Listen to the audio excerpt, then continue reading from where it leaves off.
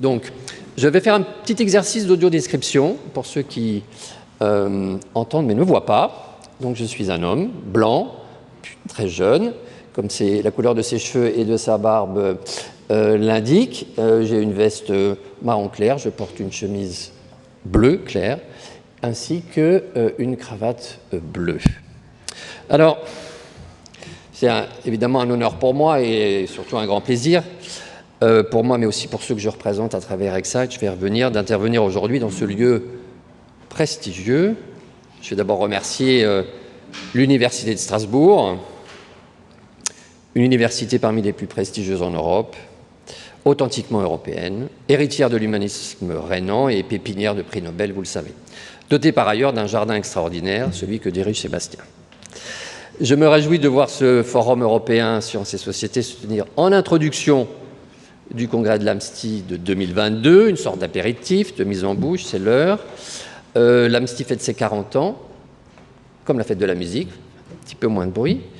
82, c'est aussi l'année de la directive Seveso, nous voilà en Europe, qui impose aux États de répertorier les sites industriels dangereux. Quand on s'interroge sur à quoi sert l'Europe, eh bien à ce genre de choses. Ou encore l'année d'une loi de programmation de la recherche, parce qu'il y en a déjà une en 82, portée par Jean-Pierre Chevènement, ça ne nous rajeunit pas. Alors certains d'entre vous me connaissent en tant que président d'Universcience, mais je ne vais pas, évidemment, c'est pas à ce titre que je m'adresse à vous aujourd'hui, c'est au nom d'Excite, donc le réseau européen des centres et musées de sciences, certains d'entre vous en font partie, dont Universcience a pris la présidence en mai de l'année dernière, en mai 21. Et donc, tout comme l'AMSTI, mais cette fois-ci à l'échelle du continent européen, Excite est une très grande famille, puisque nous rassemblons plus de 300 acteurs de la culture scientifique, technique, industrielle. Alors, musée de sciences, musée technique, enfin comme l'AMSTI, en fait, tout pareil. Muséum d'histoire naturelle, centre de sciences, festival, université, etc. Alors, nos membres se trouvent aux quatre coins de l'Europe. On a aussi des membres qui ne sont pas européens, mais ça, ce serait un chapitre un peu trop long à décrire.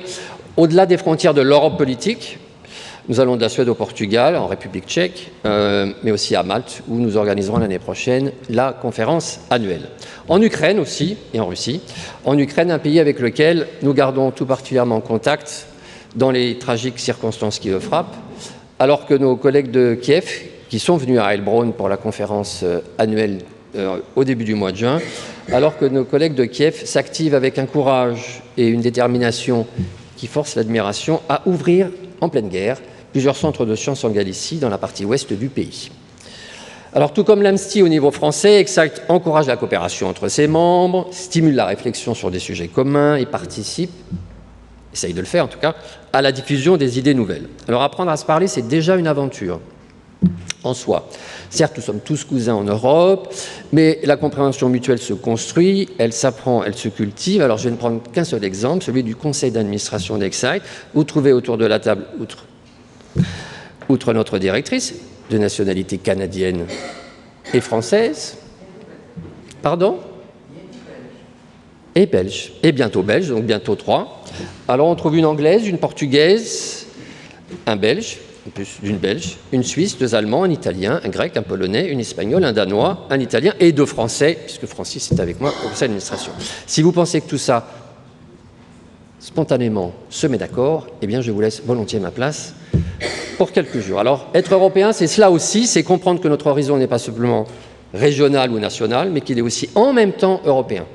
C'est un peu comme la science est à la fois disciplinaire, la biologie, les sciences du numérique, bref, il suffit de regarder la liste des instituts du CNRS, mais qu'elle est aussi non disciplinaire, adisciplinaire, pluridisciplinaire, multidisciplinaire.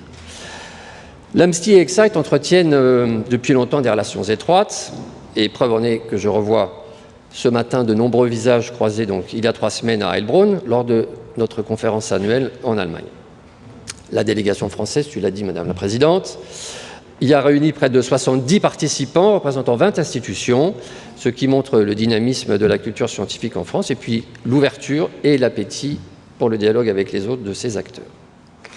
Alors, les actions quotidiennes des membres de l'AMSTI sur le territoire français, couplées à celles des membres d'Excite aux 4 coins de l'Europe, donc, font de nous des plateformes, alors c'est un mot piège, puisqu'il est polysémique, où se noue au quotidien la relation complexe, évolutive, polymorphe et à certains égards conflictuelle, ne nous le cachons pas, entre la science et la société.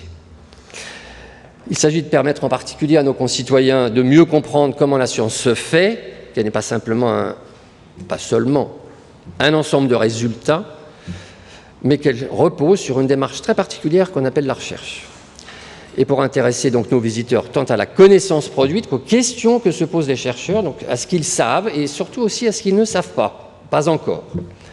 Une démarche scientifique finalement mal connue, parfois mal comprise, y compris par nous, qui fonde l'esprit critique que Centre et Musée de Sciences, on en a parlé, ont pour mission de promouvoir et aider à cultiver. Alors comme nous y invitait Louis Pasteur, puisque nous sommes dans une salle qui porte son nom, et avant la fusion, une des 3 universités portait son nom également, comme nous y invitait Louis Pasteur, inaugurant son institut à Paris, ayez le culte de l'esprit critique, déjà.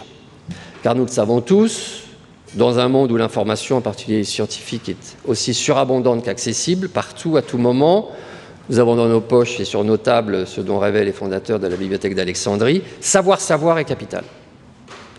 Ce d'autant, on ne va pas y revenir, que la mésinformation et la désinformation vont croissant, je ne vous apprends rien. Même si cela ne date pas d'hier. Entendons, les formes ont changé, mais je ne pense pas que Fox News soit une invention des temps modernes. Agnès Vernet pourrait sans doute, Madame la Présidente, nous éclairer à ce propos. Les trolls ont toujours existé. Ce qui est nouveau, c'est que les trolls ne sont plus seulement des humains, mais aussi des bots, des bad bots. Ce qui est nouveau, ce sont aussi les fermes à trolls, ou les usines à trolls. Alors, changement de débat, changement de degré, changement de nature, je laisse la question ouverte, mais elle n'est pas neutre. Alors, pour autant, n'allons pas croire, ce serait trop simple, que nous soyons là pour dire aux autres ce qu'ils doivent ou devraient penser, même si la tentation peut de temps en temps nous effleurer, mais on est là pour les aider à penser par eux-mêmes, à y voir clair, pour le dire plus simplement. Nous participons, ce faisant, de l'indispensable, cher Pascal, capacitation des publics. J'emprunte ici à nos cousins québécois cette expression, une capacitation qui est un ingrédient nécessaire à un débat démocratique et sociétal reposant sur les faits, nécessaire à la disputation telle que la pratiquaient nos anciens. Alors parler à nos publics est indispensable, c'est ce que nous savons faire, mais parler aux décideurs publics ne l'est pas moins.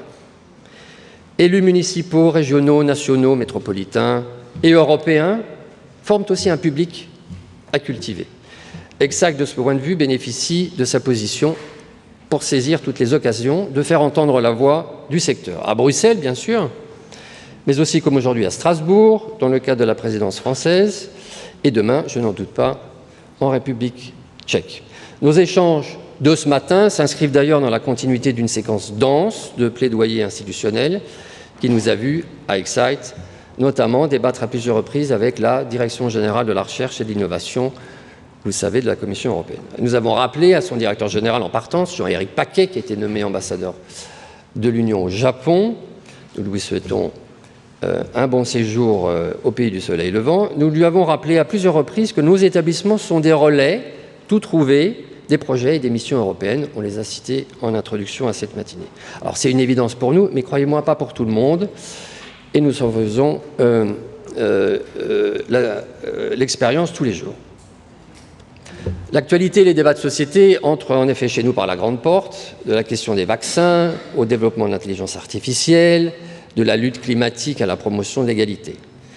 Alors, spécialistes de la mise en dialogue de la science avec et pour la société et réciproquement, nous sommes autant de points d'accroche possibles, de catalyseurs, d'amplificateurs des priorités européennes, notamment dans le domaine de la recherche où, vous le savez, l'Europe est très active. Alors, je forme le vœu que le monde scientifique, mais aussi les pouvoirs publics, j'y reviens, locaux, nationaux et européens, nous emploient davantage, nous utilisent même. Nous sommes loin d'être au maximum de ce que nous pouvons faire ensemble. Il y a sans doute du chemin à faire de notre côté. À nous aussi de réaliser que nous ne sommes pas seulement des opérateurs culturels, mais que nous sommes aussi des acteurs politiques, n'ayant pas peur des mots. Alors des musées activants, Catherine ? Certainement des musées utiles, œuvrant à la construction des communs, matériels et intellectuels, qui par exemple parlent des vaccins, mais aussi servent de centre de vaccination.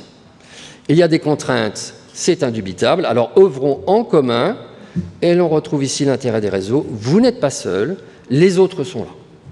Alors j'en terminerai ici, et je tiens à remercier une nouvelle fois le Jardin des Sciences et l'UNISTRA, qui nous accueille aujourd'hui, sans oublier le Vaisseau, très beau, très bel établissement à Strasbourg. Un grand merci à l'équipe de l'AMSTI, sa présidente Agnès Alexandrine Maviel-Sonnet, qui est notre fée, vous le savez, mais vous le verrez encore plus dans les heures qui viennent, qui ont organisé cette matinée, puis à Sophie Bichler, qui a eu l'idée de cette manifestation. Merci enfin au ministère de l'Enseignement supérieur et de la Recherche, qui l'a labellisé au titre de la PFUE. Alors, la fin du semestre approche à grands pas, oui, c'est dans 8 jours, et nos amis tchèques vont prendre à leur tour la présidence du Conseil de l'Union européenne. Je ne doute pas que les Français, comme Excite, seront à leur côté pour poursuivre le travail engagé. Je vous remercie pour votre attention.